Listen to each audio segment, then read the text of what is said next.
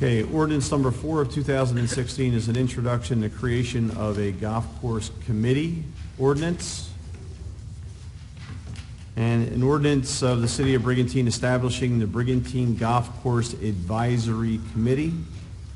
And the purpose of the committee is to discuss, investigate, study, and give written advice and recommendations to the City Council as determined by the committee and/or as may be requested by City Council regarding the operation of the Brigantine Golf Course and the economic and business conditions and circumstances best suited for the operation of the Brigantine Golf Course and the manner and methods by which the business and recreation conditions associated with the course are best developed.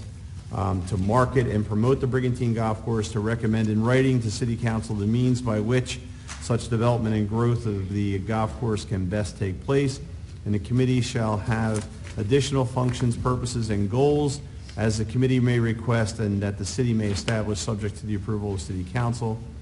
And the membership would be 7 regular members, all appointed by City Council. And their term would be 3 calendar years. We have a motion and a second, please. I'll make that. Second. Okay, any discussion? Couple of questions. This is intended, I gather, to be a purely advisory committee? That's what it says, yes. I understand. It won't have any binding power to take actions on behalf of the city or to commit the city in any respect. True? None of our advisory committees have binding power to commit the city. All right. Are we anticipating that there will be a budget for this committee? And I'm asking because in Section 2A2, one of the functions that we're assigning is to market and promote the Brigantine Golf Course, which kind of by its nature would seem to require some funding to do that.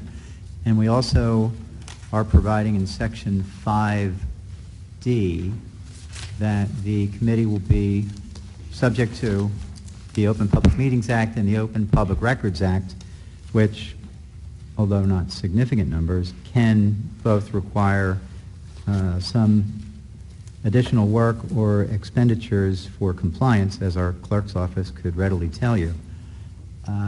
So do we anticipate that this will cost money? Question 1. Question 2, we are proposing in Section 3E that no appointment of any member of the committee may be rescinded or terminated by City Council except for good cause, which is not a provision found in any of our other advisory committees. Why do we feel that we need to have that provision for an advisory committee? It would seem to tie our hands if you unfortunately appoint someone who proves not to be particularly good or not particularly beneficial in that role, even if what they do doesn't rise to the level of good cause, as that's commonly understood in the labor context. Now, that's a good question, Rick, in terms of, is that during the term of their appointment, not at the time of reappointment? Correct. It would be during a term. Right. It would not be at reappointment, because at reappointment you would not be rescinding an appointment. Right. That's transitional. And that is the same language you have in the Economic Development Committee ordinance. So I think the reading of this is, it's clear in my mind that it's at the reappointment is reappointment, and that could be for any reason.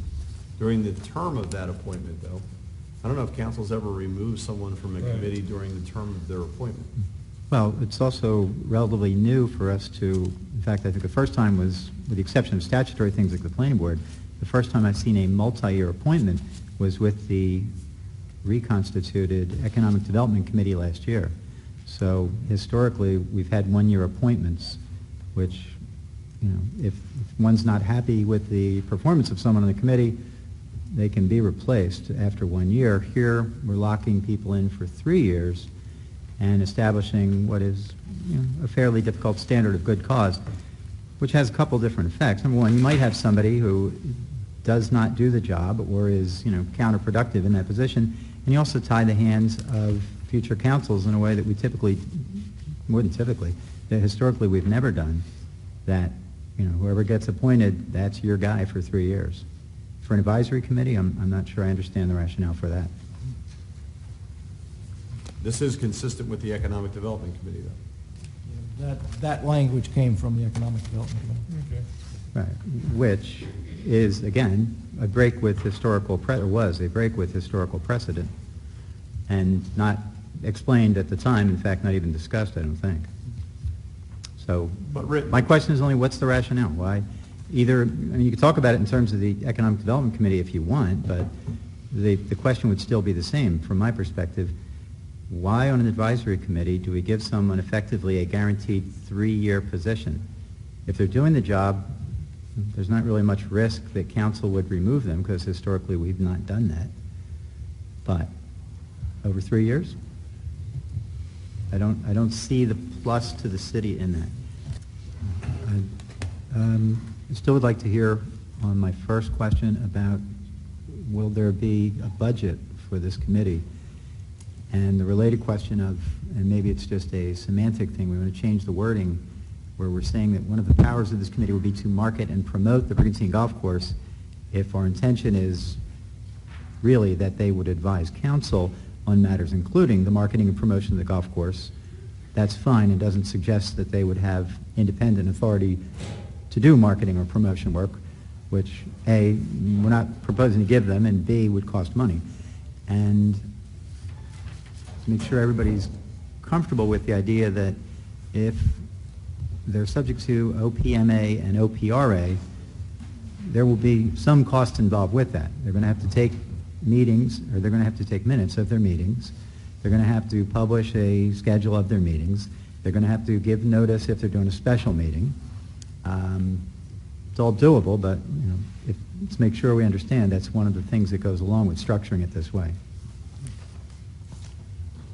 Rick, I don't have, I agree with, we can certainly put in there to recommend strategies to market and promote the Brigantine Golf Course. I don't think that's a major or substantive change. Sure, because that's the responsibility. That's the responsibility of the ACIA. And if the city solicitor believes that this committee, since it's not expending funds but making recommendations, is not subject to the Open Public Meetings Act or OPRA requirements, then I have no problem eliminating that. Actually, I have a question, though. I think when we first talked about this, it was brought up, if my memory serves me right, by this council that it should be subject to OPRA. So I guess that's why I'm confused. Because we said we wanted this open, we said we wanted this out to the public. And yeah, that costs money, and I understand that, but now we're taking something that's very important to the public and saying, all right, well, we're not going to make it public access. So I guess I have an issue with that. I'm not clear, Vince, who... Right. And like I said, I just want to make sure I understand, because I've heard many times from people on council and the community say that this needs to be public. So I want to make sure that this is still public if we make this amendment or make this change. I'm not going to assume you're directing that to me, but just in case there's some confusion, what I said was it's doable, and I just wanted council to be cognizant of the fact that should we choose to go that way, there may be some financial implications that we might have to allocate some money to budget for this committee to be able to cover those expenses. That was it. So there could be some staff time if someone has to attend the meeting to take minutes.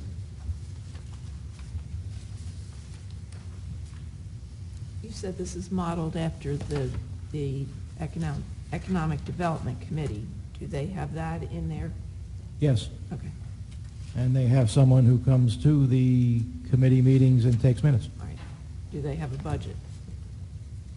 No. Okay. And the meetings that are open, we've had members of the public come and sit in the meeting, except for the one we held in the kitchen, because there was no room in the other room, but it was still open. There just wasn't any place to sit. As far as taking minutes, it says in Section 5 that in the first meeting, they'll elect a chairperson, a vice chair, and a secretary. So would one of the committee members keep the minutes of the meeting? So the Economic Development Committee, that This is one. what is done At times, we rotate through some of the committee members to take minutes. At other times, my assistant, Ellie Derrickson, comes and takes the minutes. So I anticipate it would be the same in this committee. There's no additional cost to have your assistant at the meeting.